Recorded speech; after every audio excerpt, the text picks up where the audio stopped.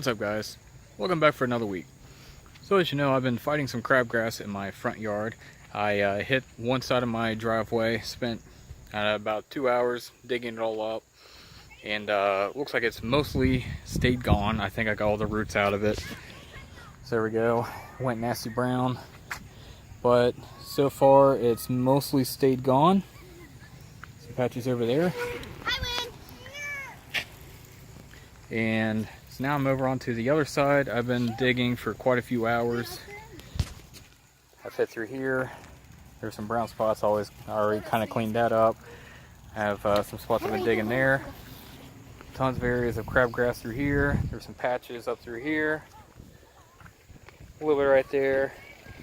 And I think there was a patch like out here, something that I've already mostly dug up. So the question becomes, when do you cut your losses trying to use chemicals or digging on the crabgrass and decide to just nuke the area that is affected and just reseed? Well, I've had a few hours in this, an hour and a half over here, and that's the end result so far. So I think it's about the time that I cut my losses, and I've decided that I think I am going to take some alternative means to try to get rid of the crabgrass. So this is the Roundup that I was actually going to use on the backyard, and I'll still have plenty because it's not a big section back behind me that I need to clear out. But I'm going to use some Roundup, and we're going to spray it down and try to get it cleared up. So my plan is I'm going to nuke out that section back behind me on the side of the driveway, and I have some leftover grass seed and some peat moss. I'm going to throw that down. I have a little bit of the Scott's lawn soil that has starter fert in it. I'll put that down a little bit and get that all mixed in, and so I will nuke it, put down the lawn soil, put down some grass seed, put the peat moss over top of it, water in real good, and hopefully by the time the crabgrass and everything starts to die off, the new grass seed will be coming up. So let's get to it. So I made up a half gallon of the Roundup. I don't need a full gallon. It's only about 150 square foot, so on a measuring cup that was provided, I got about 1 1/4 ounces of concentrate, poured that in. I've got about a 1/4 gallon of water currently in the spray tank, and so I'm going to now finish up the other 1/4 gallon and also put in a little bit of methylated seed oil, the Prime Source Duo Stick. Put that in there to allow it to stick to the crabgrass to kill it off. Now I'm going to finish off the chemical, get up to half gallon, and then we'll get spraying. Alright, you know how I sometimes say that I don't always know exactly what I'm doing, and this is where some other people will chime in and say, hey, you're doing it wrong, you need to do it this way. This right here, where I'm adding the methylated seed oil to the glyphosate, that's one of those parts where someone finally chimed in after I was talking on the Discord channel and said, don't do that. So apparently what happens is methylated seed oil and the glyphosate, they don't exactly mix well together. So the best analogy was oil and water.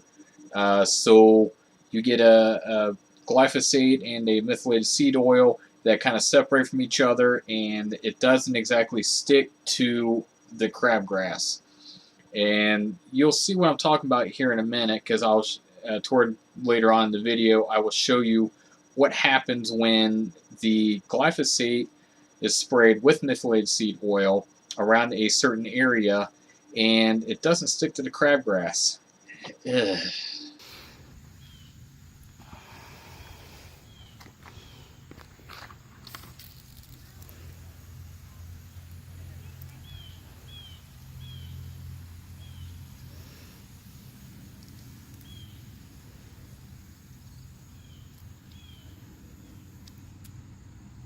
I'm actually going to adjust this nozzle so it opens up a little bit more. There we go.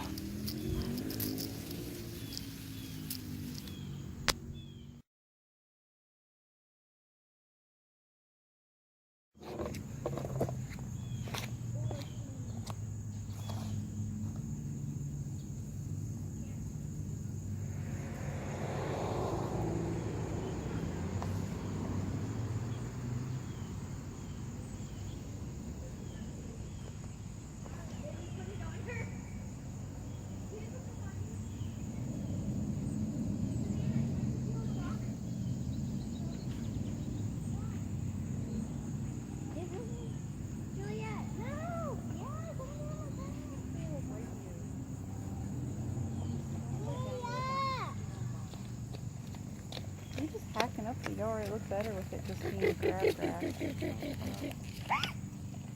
Fill it off. I've got grass seed over there. I'll some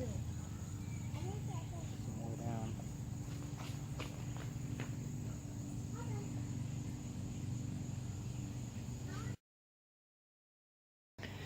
Alright, so I might have gotten a little crazy with the roundup, so we're going to see how this turns out. So we have a whole section up through here. I kind of just squared this all off. Pretty much just sprayed this whole area. Even the spot that is already pulled. There's some nuts edge right there, so I went ahead and sprayed that. We've got all along the driveway here, a little bit there.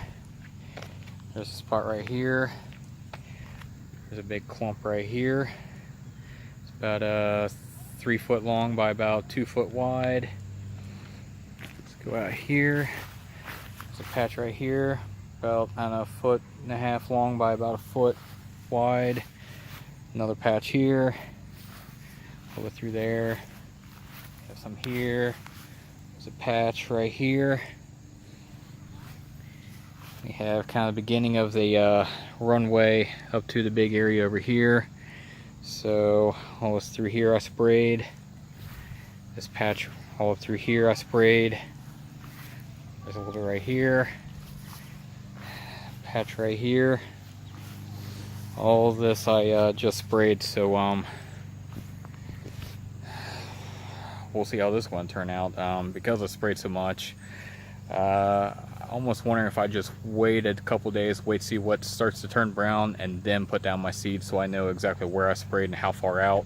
I tried to kind of square it off around the areas that had crabgrass in it, but like I said, I maybe got a little bit too crazy with the Roundup, and that's probably not a good thing to do in the yard, but we'll see how this turns out. So I'm going to give it a couple more days, let it turn brown, and then I'll put down some seed. So in the meantime, what do you do when you have about 30 pounds of crabgrass?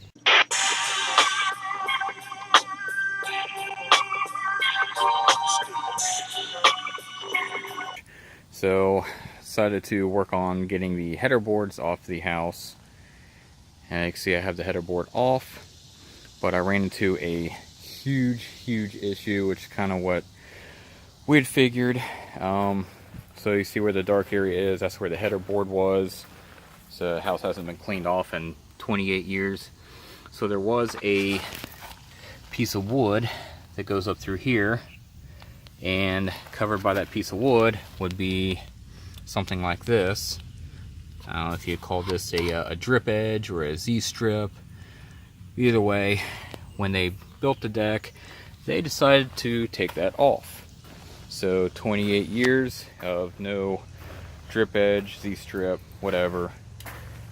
And I went all the way across front over here where the deck was, and then over here they resumed that piece. So once I used my tools, got the carriage bolts out from inside the house, and knocked this header board off, this whole strip across the back of the house here where all this drip edge was missing was full of carpenter ants. All the wood was rotted out. Luckily it was just the little strip that was in there, and not the header boards going across back behind the fascia boards or anything, but hundreds and hundreds of carpenter ants just went everywhere. So I got that all dug out, and got a new piece of wood to go in there. It's actually kind of like a composite, so it's like a 25-year warranty, moisture, mold resistant, all that stuff. Shouldn't rot. So I'll put that in there. I'm going to have to get some different drip edge to go across here. I can't find that that exact piece to go across, so I'm going to have to come up with something else. Maybe like some other sort of like roof flashing that I can get in white and put that through there. It should be pretty similar to what is there currently. So then it goes on to the hole you can see over here. So I got the header boards off of here, and as soon as I start pulling the header boards off, which you can see one of them here, the fascia board came right off with it, and basically everything was rotted. So here's one of the fascia boards here. This thing is pretty wet, pretty rotted out. That's where they put the carriage bolts through. So that was a terrible idea. The other bolt, or the other header board was there. So once I pulled that off, basically this whole thing was showing rotted. You can see here, this is all rotted out, and it's supposed to go out to about here. So all this was gone. There's a board that was over here. I actually just got that cut out. That's pretty much all that's left of it. So this whole section here was rotted out. You can see part of it there. Some of the pieces that broke apart when I started cutting it. So I've got the one side out. I've got to pull this side out still. I have new 2x10, new 1" by 8" fascia boards to replace these blue boards that go across the front. So that should get all this fixed. And then the board underneath that's on the ground that in previous videos where I saw was sitting on the ground, I'm going to get a new one of those because it's a little bit wet. I'll screw that back up, and I'll try to do something, maybe insulate that a little bit better. In the winter, this whole bump out was pretty cold during the winter, so I'll try to insulate that a little bit better. Zip that back up. That should enclose everything back in. Get my new pieces, go through here, get the drip edge across, and that should be pretty much done. And we still got all the wood back here I've got to cut up before the patio shows up, but this absolutely has to get done before they show up, because I can't have that sitting there like that when they show up. That'll be all bad, especially since they need to pour underneath that. So this is I say we kind of expected some issues, but I did not expect to that extent. I wasn't expecting carpenter ants to be infested all up through here, which I sprayed the living crap out of it with some home defense, and they seem to be gone now. Some of course did make their way through the house through there, so when I was in the basement I was seeing some of them, but I think they're kind of mostly going away now since I sprayed it. So I'm going to get back to this, get the rest of this, get this board off, and start measuring, and I'm going to start trying to repair this out. So we'll see how this goes.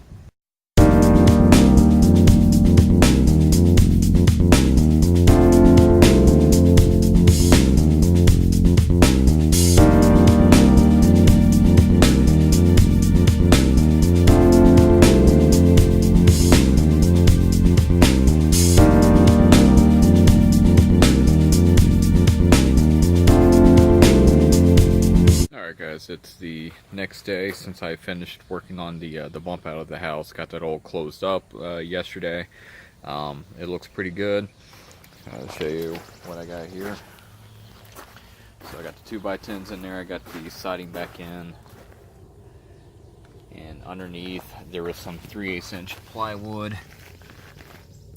This was actually the part that had originally fallen down, and that's how the mice were getting into the house, all the way back to the back of the house there. So they had pretty much free reign to go in and out of the house if they pleased.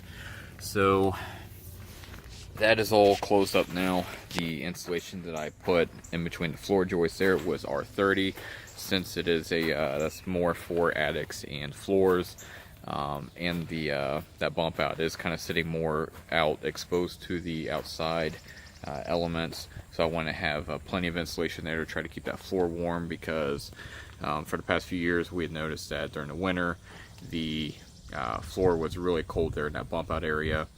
Part of it was the insulation they put in there. They just took some and the AC kicks on. Let's move over here.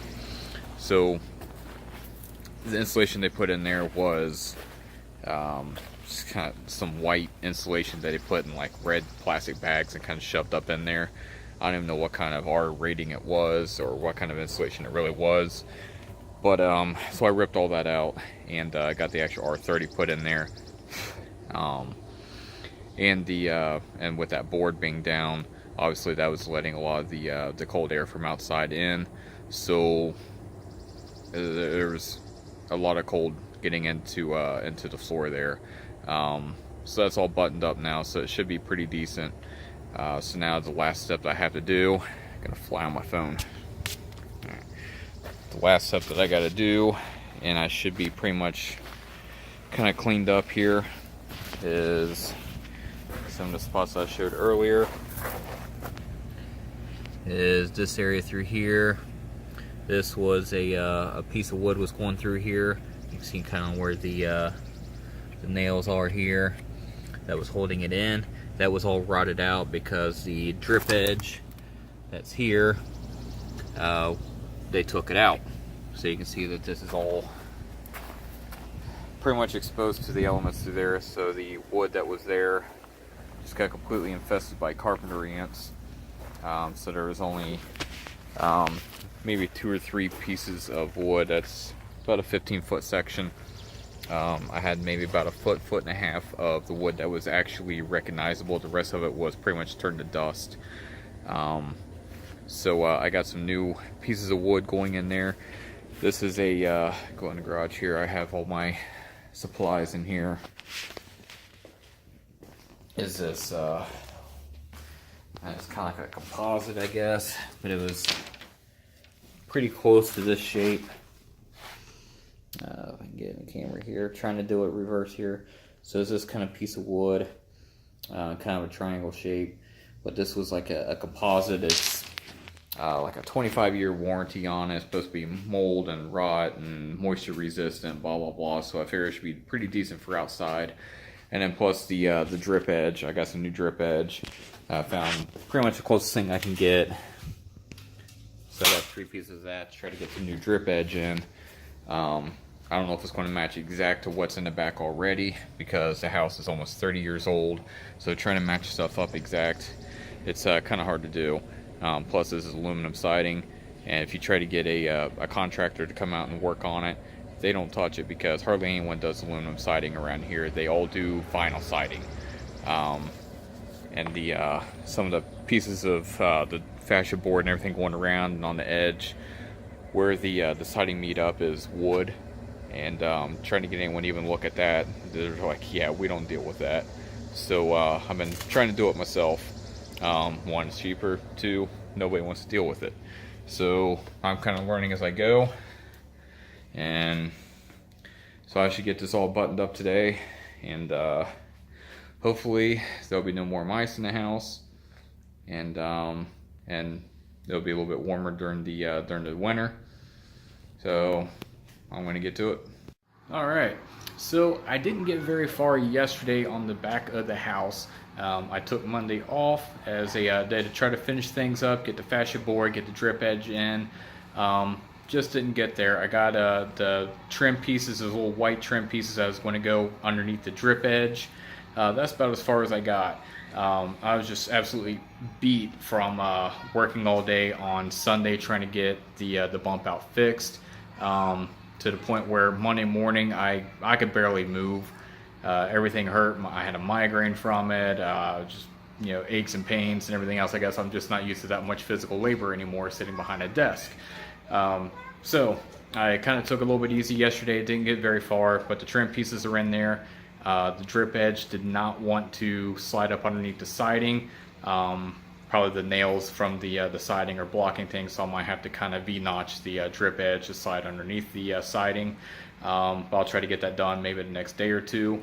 But for the most part, the majority of the back of the house is done. At least the holes are sealed up. The holes where the carriage bolts went through the house, I took some dowel rods and put some wood glue on there and stuck that in there. So at least filled up the hole going into the house where the carriage bolts were. And then I'll take a little bit of like wood filler or something and kind of fill that in. But in the meantime, I got a notification from FedEx a little bit ago that I had a package delivery. Boom! Thanks to Pete at GCI Turf. My grass seed did arrive safe and sound.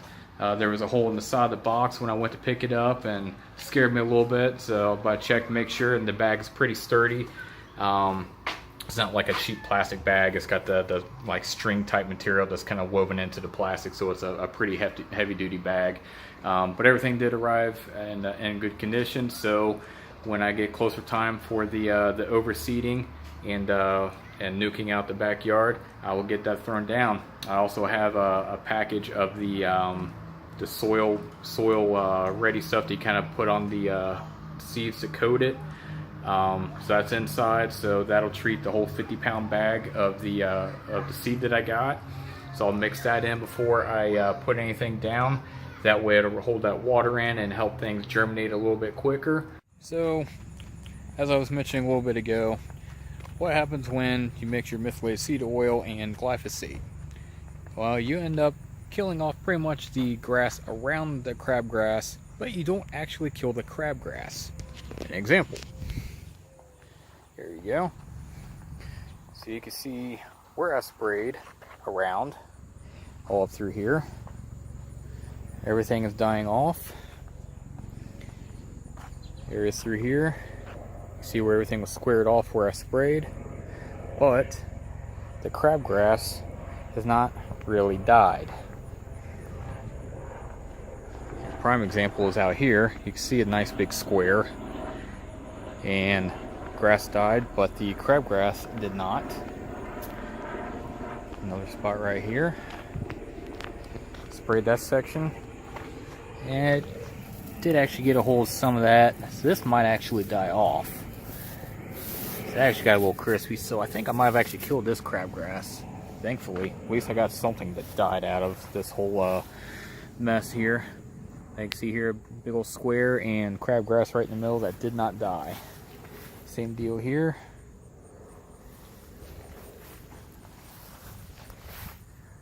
Section through here. Got a little bit of stuff that died off where it might have actually stuck to it a little bit. Over here you got another square. A little bit here and there it actually killed out, but for the most part, wow. This curling up a little bit here, so I might have got some of this, but for the most part it didn't kill it. I killed everything but what I wanted to kill. So another option I can do is I can mix up another batch of Roundup. This time though, instead of using the actual glyphosate, I could use the Spectricide weed and grass killer, which its key ingredient in that is diquat dibromide. And the reason I can use that out front is because my dog and kids are not really playing out in the front.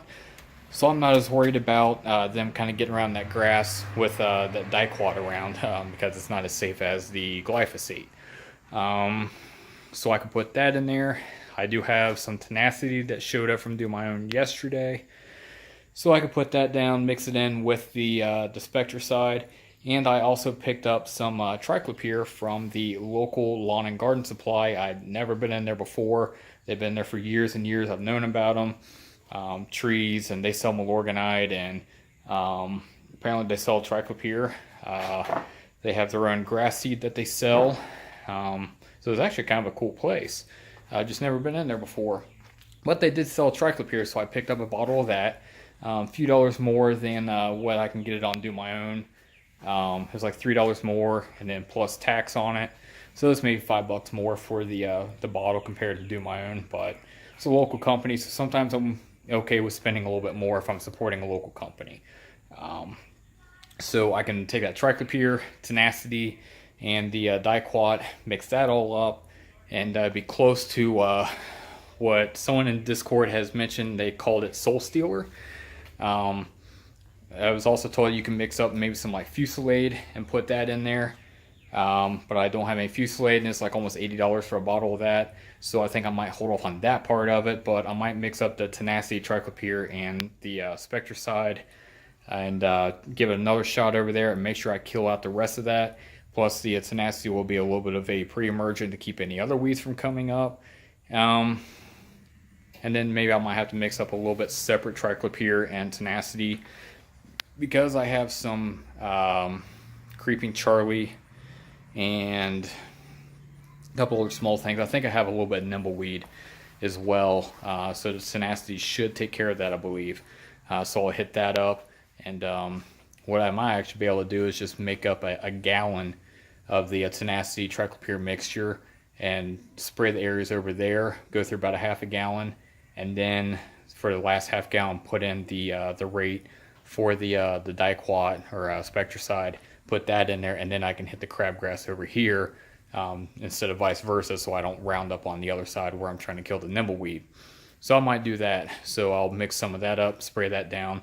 But I wanted to show the areas that you know, you can see where it's kind of squared out, and crabgrass right in the middle. And apparently that's from mixing methylated seed oil and your Roundup together. So don't do that. Alright guys, I know it's been a little bit of a longer video, and I've been bouncing around a little bit between, you know, looking at the crabgrass, spraying that, going to the back and looking at the back section of the house, going through repairing that where the deck had kind of caused damage to the back of my house, and then back to the front looking at some of the areas of crabgrass where I attempted to spray and failed to kill. So unfortunately, in my personal experience, when I go to do a certain type of project, it kind of snowballs on me. So that's why things kind of progress as it has. I started out, I wanted to find out why there was a bunch of mice getting in the house. I found that there was a hole in the back of the house where that bump out was. Well, in order for me to fix the hole in the back of the house, I need to take the deck down. Since I'm taking down the deck, I want to make sure that I can get to it again. So instead we're going to put a patio in. Well, they're going to be putting a patio in, so they're going to be destroying the backyard. Because they're destroying the backyard, then I might as well just go ahead and renovate the backyard and nuke it out and put new seed down so I have all the same grass type down. So that's just kind of the way it snowballed. You know, I mean, quite a few things just because of you know, mice getting into the house. But with that though, I will, you know, get back into the rest of the lawn videos. I'm almost done with the back part of the house, but it's just one of the things I kind of want to include that into my channel, because it is something that I am actively working on kind of outside, and not everything is about lawn care itself, but you have landscaping and everything else, and it's kind of all tied into it inadvertently. I kind of wish it didn't. I wish there wasn't a hole in the back of my house and mice were getting in there, but what can you do, you know? But I will keep the more lawn content going, and probably in the next video I will have some results where I sprayed the diquat, triclopyr, and tenacity down on the areas where the squares are. Almost look like crop circles. But I'll also spray the tenacity and triclopyr down on the creeping Charlie and the nimbleweed and get that done, and we'll be able to take a look at that, see what that looks like. So that should be coming up in next week. Thanks for watching. I'll see you in the next one.